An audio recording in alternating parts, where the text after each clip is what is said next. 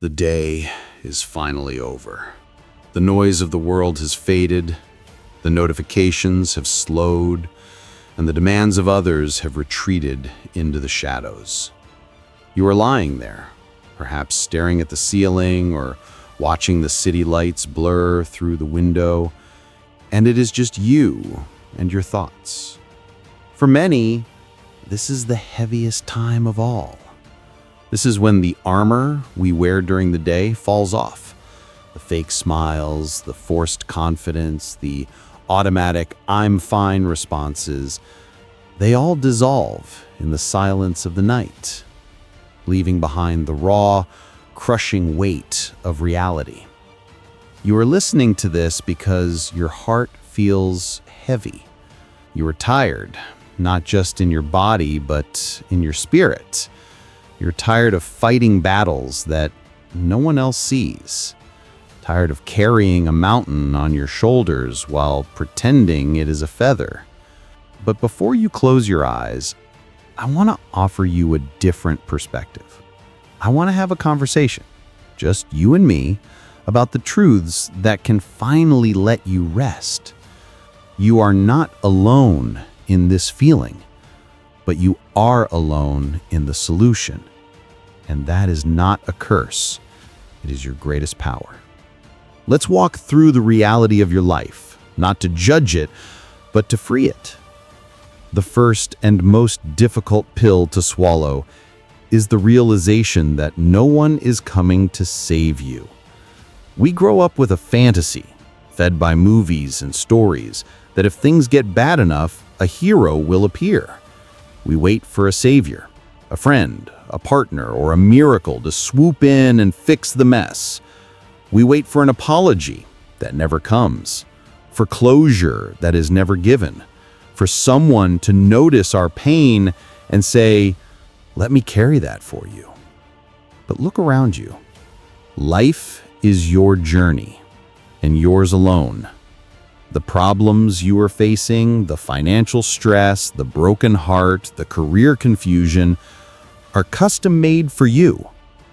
As harsh as it sounds, the moment you realize that you are the only person who can solve your problems is the moment you become free.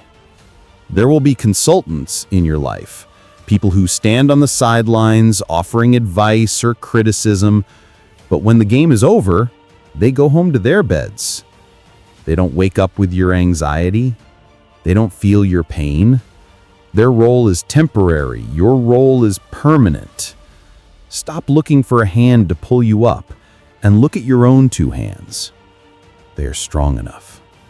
Think about the nights 3 years ago when you cried yourself to sleep thinking it was the end. You survived. You didn't survive because someone carried you. You survived because you kept walking.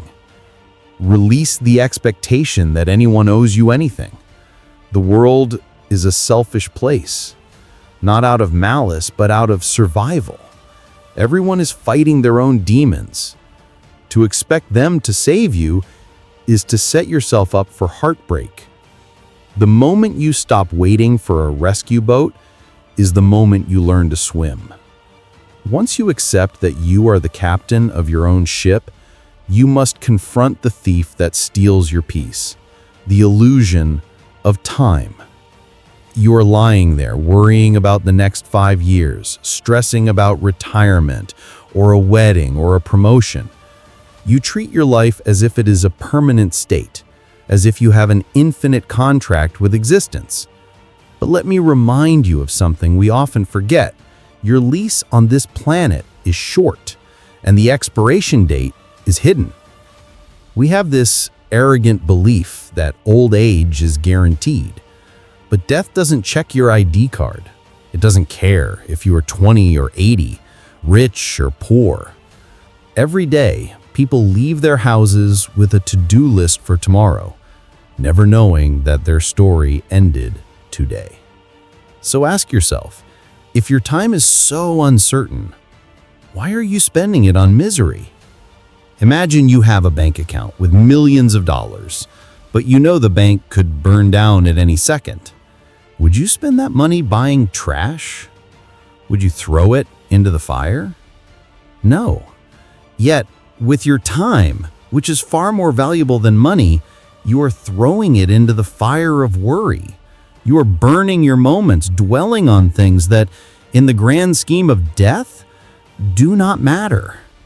This short life is not meant to be a struggle session.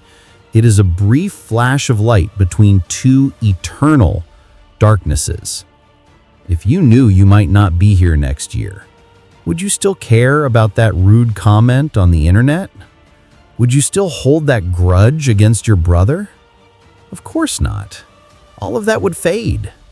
This brings us to the game we all play, often to our own detriment, the game of status, ego, and comparison.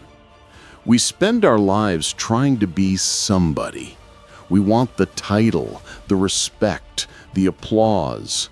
We feel small when someone treats us poorly or when we see others succeeding while we feel stuck. We worry constantly about what people will think.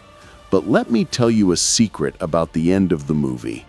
When the screen fades to black, the credits are all the same font.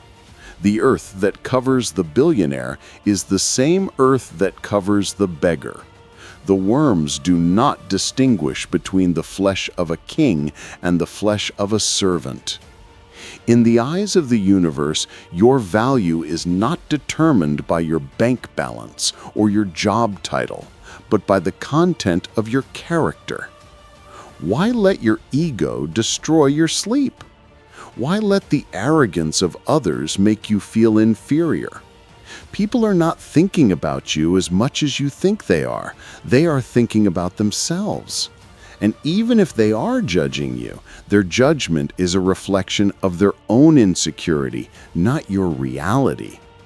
Remember, those who speak the truth and walk the right path are often criticized the most.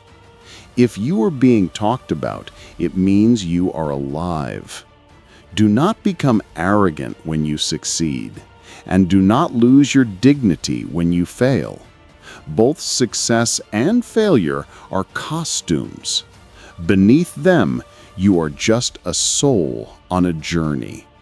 When you realize that the final destination is the same for everyone, the race doesn't seem so frantic anymore. You can slow down. You can stop competing and start living.